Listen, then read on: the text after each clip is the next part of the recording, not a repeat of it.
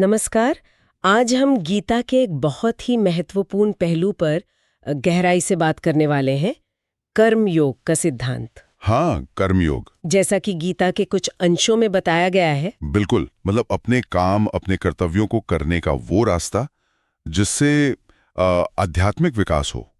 खास तौर पे जो फल हैं, जो नतीजे हैं, उनसे अनासक्त रहकर। और ये सारी चर्चा शुरू होती है कुरुक्षेत्र के मैदान से। वो क्षण जब अर्जुन अपने कर्तव्य को लेके बहुत उलझन में थे। हाँ, युद्ध के मैदान में, जब उन्हें अपने ही रिश्तेदारों के खिलाफ लड़ना था।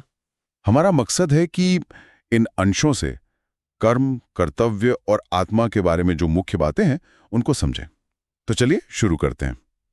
तो सबसे पहले तो अर्जुन की यही दुविधा है ना, हाँ, कि अपने ही सगे संबंधियों को कैसे मारूं। ये तो एक बड़ा नैतिक संकट है। बिल्कुल, एक गहरा संकट।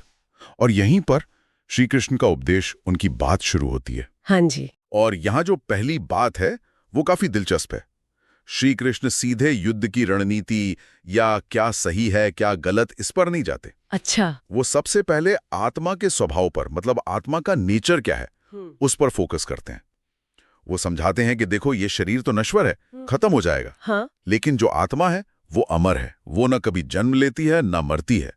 उसे न मारा जा सकता है, न जलाया जा सकता है, न पानी भिगो सकता है। अच्छा। और ये जो समझ है ये बहुत जरूरी है। ये अर्जुन को मौत के डर से और जो कर्म के नतीजे होते हैं उनसे ऊपर उठने में मदद करने के लिए एक तरह से जमीन तैयार करती है। यानी कर्म करने से पहले ये समझना कि मैं कौन हूँ, मेरा असली स्वरूप क्या है, ये जरूरी है। बिल्कुल। और फिर इसके बाद बात आती है कर्म की। श्री कृष्ण अर्जुन को उनका धर्म याद दिलाते हैं कि एक क्षत्रिय, एक योद्धा के तौर पर उनका कर्तव्य क्या है। हाँ, एग्जैक्टली।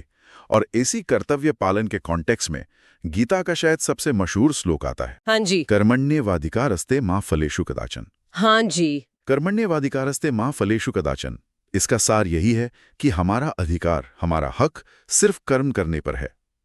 उसके फल पर, उसके नतीजे पर हमारा कोई वश नहीं है, कभी नहीं। जोर इस बात पर है कि जो हमारा तय कर्तव्य है उसे हम अपनी पूरी क्षमता से करें। सफलता मिलेगी या असफलता, इसकी चिंता किए बिना। लेकिन ये सुनने में जितना सीधा लगता है, क्या असल में नतीजों से पूरी तरह अलग हो जाना संभव है? क्या इससे एक तरह की उदासीनता नहीं आ जाएगी कि ठीक है, जो हो रहा है होने दो, फिर काम करने का मोटिवेशन कहाँ से आएगा? नहीं, ये बहुत अच्छा सवाल है। देखिए, यहाँ अनासक्ति का मतलब उदासीनता या बेरुखी बिल्कुल नहीं है। अच्छा। इसका मतलब है समभाव, मतलब मन का संतुलन। श्री कृष्ण आगे समझाते हैं कि सच्चा योगी वही है जो सुख और दुख में, लाभ और हानि में, जीत और हार में एक जैसा रहता है, डिस्टर्ब नहीं होता। तो ये एक तरह की मेंटल इक्विलिब्रियम हुई, मानसिक स्थिरता। हाँ, समभाव या मानसिक संतुलन। और कर्म का जो मोटिवेशन है वो बाहरी फल की इच्छा से नहीं आता। वो आता है अपने कर्तव्य, अपने धर्म को निभाने की सही समझ से, एक अंदरूनी प्रेरणा से।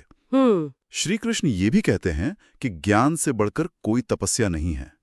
और जो इंसान कर्म करते हुए भी मन से शांत और स्थिर रहता है, वही असल में ज्ञानी है, बुद्धिमान है। तो ये सारी बातें जुड़ती हैं। पहले आत्मा की अमरता को समझना, फिर अपने धर्म यानी कर्तव्य को पहचानना और उसे करना, और करते हुए नतीजों से अटैच हुए बिना वो संभाव बनाए रखना। बिल्कुल सही। ये सब जुड़कर कर्म योग का पूरा चित्र बनाते हैं। और फिर अंत में श्री कृष्ण अर्जुन को एक बहुत ही स्पष्ट निर्देश देते हैं, है ना? हाँ, वो कहते हैं, उठो, निश्चय करो और युद्ध करो। ये अर्जुन के उस समय के धर्म का, कर्तव्य का सीधा आवाहन है। ये दिखाता है कि आध्यात्मिक ज्ञान आपको निष्क्रिय या अकर्मण्य नहीं बनाता, बल्कि सही भावना के साथ अपने काम करने के लिए प्रेरित करता है। एग्जैक्टली, सही एक्शन लेने के लिए हिम्मत देता है। तो इन अंशों का सार अगर हम कहें तो यही है कि अपने कर्म पर ध्यान दो, फल की इच्छा या चिंता मत करो। यही कर्तव्य और अनासक्ति का रास्ता है। सही कहा आपने। कर्मयोग का यही केंद्रीय विचार है। अपने हिस्से के काम को, अपने कर्तव्यों को एक तरह से ईश्वर को समर्पित भाव से, बिना नतीजों की परवाह किए करना। और जाते जाते हमारे सुनने वालों के लिए एक सवाल छोड़ जाते हैं। जरूर। अगर कर्म और कर्तव्य पर इतना जोर है, तो आज की इस कॉम्प्लेक्स दुनिया में, जहां जिम्मेदारियां अक्सर टकराती हुई लगती हैं, कोई अपना धर्म या सही कर्म का रास्ता कैसे पहचाने? क्या ये हमेशा इतना स्पष्ट होता है? इस पे जरूर सोचिएगा।